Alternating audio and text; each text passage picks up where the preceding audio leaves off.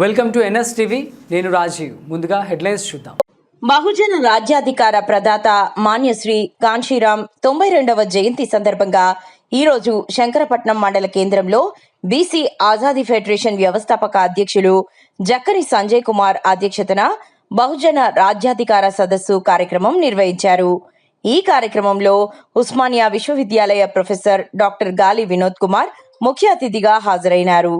ఈ సందర్భంగా గాలి వినోద్ కుమార్ మాట్లాడుతూ తెలంగాణలో పేద ప్రజల రాజ్యాధికారమే కాంశీరాంకు నివాళి అని అన్నారు. దాని సాధన కోసం గ్రామ గ్రామాన బీసీ ఎస్సీలను ఐక్యం చేస్తామని అన్నారు.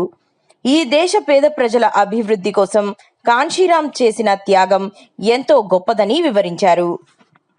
ఫెడరేషన్ వాళ్ళు నిర్వహిస్తున్న కార్యక్రమం కాబట్టి 56% మన బీసీలు ఉమ్మడి ఆంధ్రప్రదేశ్ మొత్తంలో ఒక్కసారి కూడా ముఖ్యమంత్రి ఎందుకు కాలేదంటే రేవంత్ రెడ్డి టికెట్లు ఇచ్చే స్థాయిలో ఉన్నాడు, వీళ్ళు బీసీలు అడుక్కునే స్థాయిలో ఉన్నారు. అవునా అవునా కాదు? వాస్తవమా కాదా? కేసీఆర్ ఇచ్చే స్థాయిలో ఉన్నాడు, మనము అడుక్కునే స్థాయిలో ఉన్నాం. వీళ్ళ రామచంద్రరావు ఇచ్చే స్థాయిలో ఉన్నాడు, మనం అడుక్కునే స్థాయిలో ఉన్నాం. మరి రామచంద్రరావు జనాభా ఎంత, బ్రాహ్మణుల జనాభా ఎంత? తెలంగాణలో బ్రాహ్మణుల జనాభా ఎంత తెలుసా మీకు? ఇలా రాష్ట్ర అధ్యక్షుడు బ్రాహ్మణుడు మా ఇంటి పక్కనే దారుణాకలు ఉంటాడు, వాళ్ళ ఇల్లు మా ఇల్లు పక్క పక్కనే ఉంటుంది. వాళ్ళ జనాభా కూడా ఆ పర్సెంట్ లేదు తెలంగాణలో.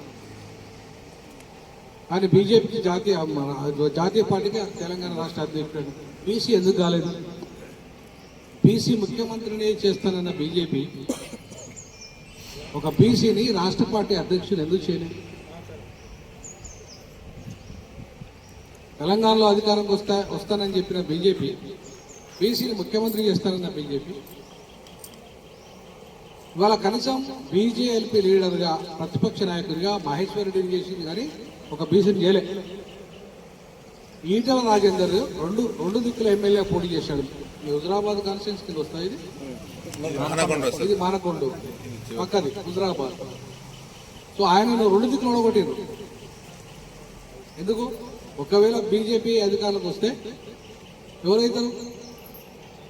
ఈటల రాజేందర్ ముఖ్యమంత్రి స్థానంలో ఉన్నాడు, అందుకే ఆయనను ఓడగొట్టేసి. అట్లాగే టీఆర్ఎస్ పార్టీలో సీనియర్ అయిన మధుసూదన చారి, ఆయన ఎంబీసీ కులం, పోస్ట్ బ్యాక్వర్డ్ కులం, అవసలి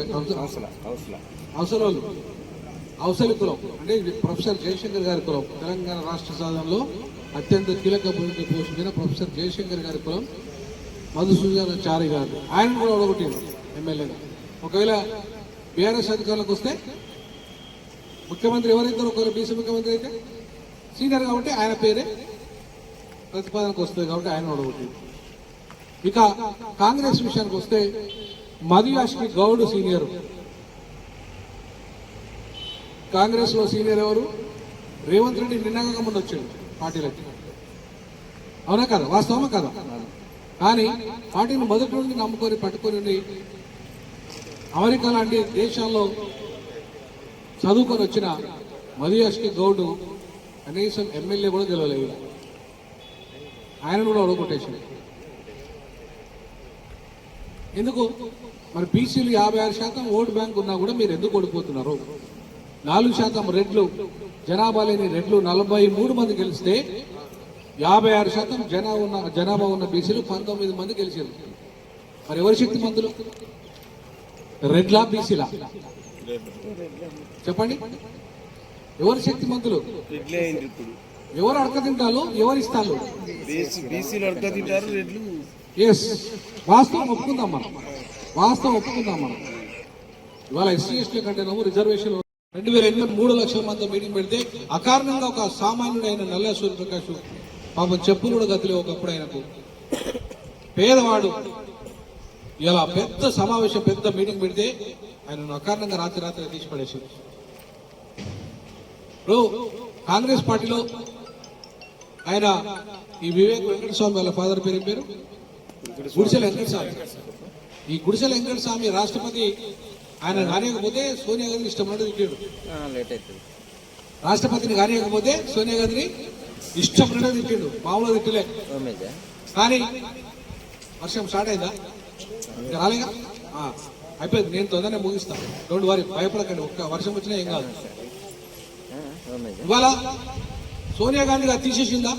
ఓమేజా సరే. వివేక్ వెంకటస్వామి వాళ్ళ ఫాదర్ గుడిసెల వెంకటస్వామి తీసేసిందా? తీసేయలేదు కదా పార్టీలకి. అట్లా చాలా మంది పార్టీకి వ్యతిరేకంగా పనిచేసిన వాళ్ళని తీసేయాలి. ఈవెన్ బీఆర్ఎస్ లో పనిచేసి